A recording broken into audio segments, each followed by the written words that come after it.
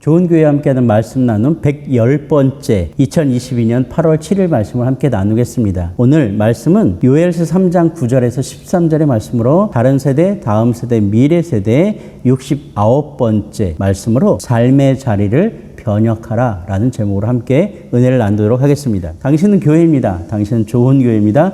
좋은 교회가 온 땅 온 세대 가운데 가득하기를 소망합니다. 한국 근현대사를 들여다보면 봉오동 전투라는 전투가 있습니다. 오래전에 영화로도 만들어져 있는 이 봉오동 전투는 1920년 6월 일본군을 향한 독립전쟁 또는 전투로 우리의 역사에 잘 기록되어 있습니다. 이 봉오동 전투의 역사적인 흔적은 독립군이 일본 정규군을 처음으로 대항하여 승리한 전투라고 기록도 되어 있고요.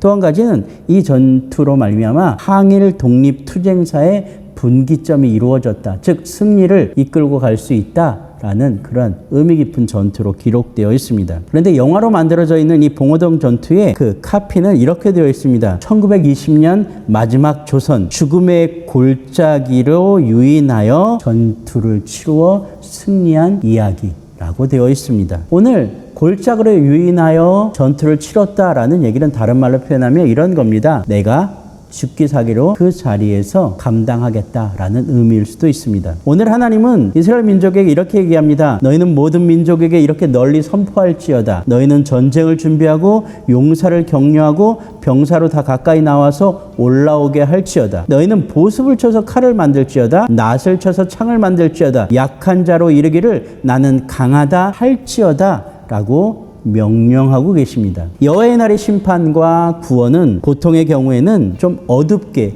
또는 적막하게 때로는 암울하게 그려지고 있는 게 성경의 이야기입니다. 또한 심판과 구원이 함께 이루어지는 장면은 오늘 본문에서 우리는 명확하게 다르게 보일 수 있습니다. 그날은 이방에게 는 심판의 날이지만 오늘 하나님께 속한 자들에게는 승리의 날이 되기 때문에 그렇죠. 이방 민족들 모두를 다 모아놓고 하나님은 그 자리에서 이스라엘 백성 앞에서 이스라엘 백성을 통해서 승리하시는 하나님을 보여주겠다라고 오늘 선포하고 있는 것입니다. 그리고 그 이스라엘 백성들을 포로에서 구원하여 이제 본국으로 돌아가게 하고 평안을 줄 것이라는 약속을 오늘 본문을 통해서 전해주고 있습니다. 오늘 본문 말씀에서 만난 요엘은 장차 만나게 될 하나님의 심판에 대해 그 말씀을 아름답게 전하고 있습니다. 그런데 이 심판은 이스라엘이 하나님께 불순종함으로 받게 될 심판을 넘어서서 장차 오실 예수 그리스도께서 이 땅에 다시 오게 될 때 이루어질 심판까지를 의미한다라고 대부분의 신학자들은 해석해내고 있습니다. 오늘 본문에 등장하고 있는 보습을 쳐서 칼을 만들고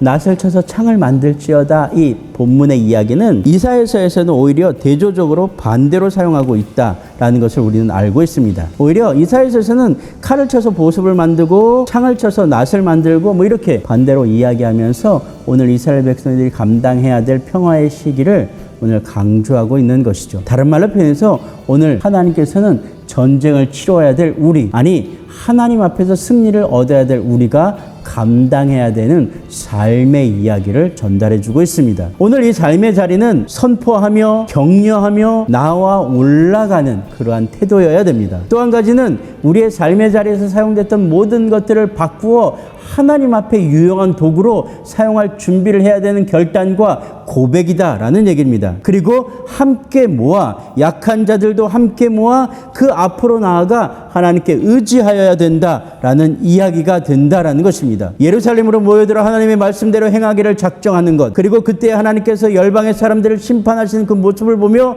오늘 칼과 창을 다듬어 보습과 낫을 만들 것이라는 그 이사야서의 말씀 그대로 하나님의 평화로움 다스림, 하나님의 그 놀라운 통치, 이 부분을 향하여 오늘 우리의 삶을 고백해내라 라는 이야기를 하고 있다라는 것입니다. 그래서 본문은 계속해서 이야기합니다. 민족들은 일어나서 여호사밧 골짜기로 올라올지어다. 내가 거기에 앉아서 사면의 민족들을 다 심판하리라라는 하나님의 그 장엄한 계획과 장엄한 인도하심과 장엄한 그 이끄심에 오늘 순종하여 나아가야 된다라는 이 고백을 해야 되는 그 시기라는 것이죠. 그러면서 하나님은 그 평화의 시기에 우리가 누릴 수 있는 것들을 본문을 통해서 아주 멋지게 표현해주고 있습니다. 너희는 낫을 쓰라. 곡식이 이것도다 라고 이야기합니다. 낫은 분명히 우리가 전쟁의 도구로 만들었던 것입니다. 그러나 전쟁이 끝나면 평화의 시기가 오면 하나님께서 통치하는 때가 오면 하나님께서 붙드시는 때가 오면 그 도구는 그대로 그 도구의 유용대로 곡식을 베는 도구로 사용될 것이며 그리고 우리의 육체는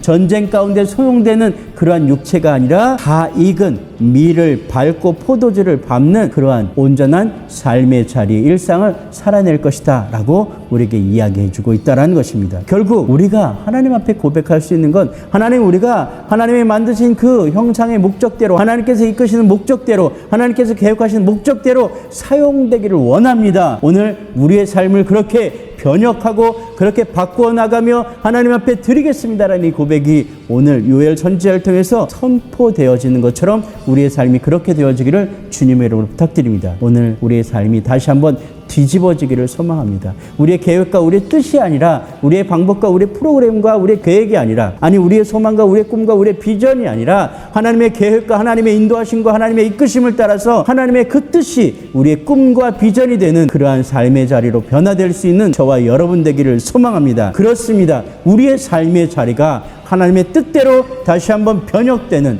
이 놀라운 경험을 통하여 이 세대를 살아낼 수 있는 저와 여러분, 아니 우리 좋은 교회 모든 동역자들 되기를 주의 이름으로 축복합니다.